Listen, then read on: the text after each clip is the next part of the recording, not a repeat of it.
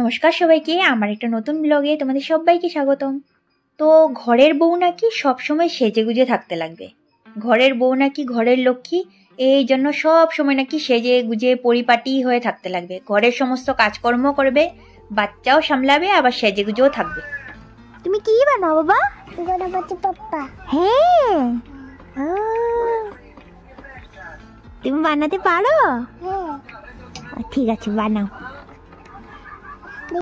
সকালবেলায় তো ঘরে গেছিলাম, পুচকুটা আটা দিয়ে খেলছিল। তো আমার মেয়েও হলো শুরু করেছে। ও তো জানোই তোমরা, যারা যারা আমার ব্লগ দেখো, ওর হলো দুষ্টামি শেষ নেই, দেখতেই পাচ্ছ।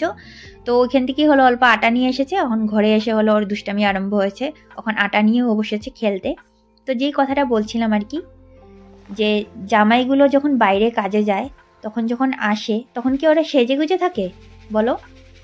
এই তো ধুলাবালি মাখা থাকে, মাথায় চুলে পুরো ধুলাবালি থাকে, মুখে টুকে, যেহেতু বাইরে থাকে। আর রোদে থাকলে তো কোনো কথাই নেই। গরম দিনে পুরো মুখটা কালো হয়ে যায়, ধুলাবালি লেত্রা একদম গায়ের থেকে দুর্গন্ধ বেরোয় গরম দিনে আর কি, ঘেমে। তখন কোনো ব্যাপারই না।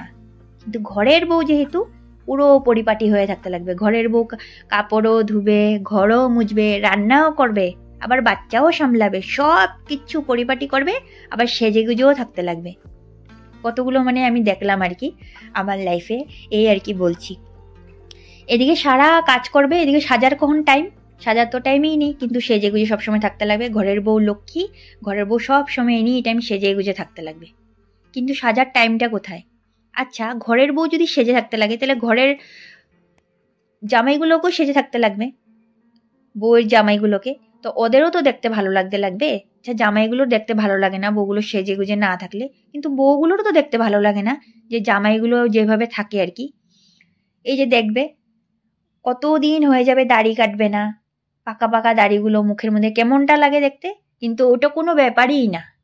এই যে গরম দিনে কাজে যখন যায় আর কি, আসা যাওয়া করতে তো রোদটা পুরাই লাগে গায়ে। তখন যখন বাড়ি ফিরে আসে কাজের থেকে, পুরো ঘেমে একাকার, ধুলাবালি চুলে মুখে, একদম পুরো ধুলাবালি, কোনো ব্যাপার না।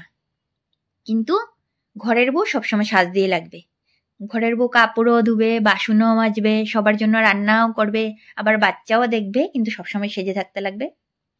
কিন্তু বাচ্চাকে যদি কখনো একটা মশা কামড় দিল, তাহলে বউয়ের তো আর কোনো কথাই নেই। এ বাচ্চাকে মশা কিভাবে কামড় দিল? কি করো সারাদিন, যে বাচ্চাকেও দেখে রাখতে পারো না? আর ছোট যদি বাচ্চা হলো, তাহলে তো কোনো কথাই নেই, মার তো পুরো অবস্থা খারাপ।